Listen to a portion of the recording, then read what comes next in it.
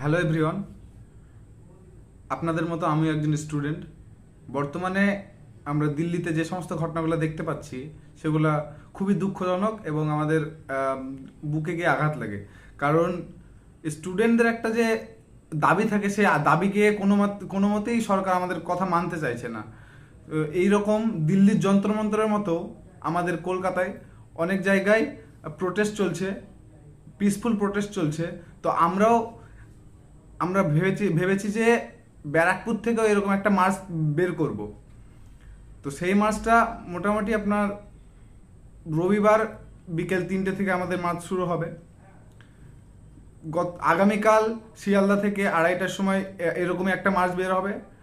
তো আমরাও রবিবারের দিন একটা ডেট ফিক্সড করেছি।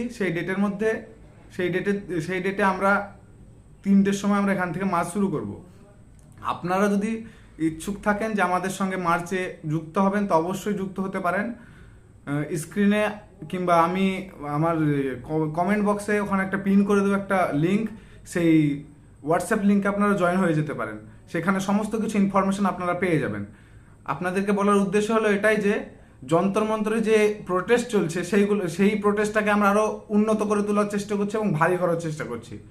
সো আপনাদের কাছে অনুরোধ আমাদের এইটাই যে আপনারাও আমাদের সঙ্গে আসুন, এই পিসফুল প্রোটেস্টে আপনারাও যুক্ত হন, যাতে আমরা এবং যন্ত্রমন্ত্রে যারা আছেন, যে সমস্ত স্টুডেন্টরা আছেন, তারা যেন আমাদেরকে দেখে উৎসাহিত হয়।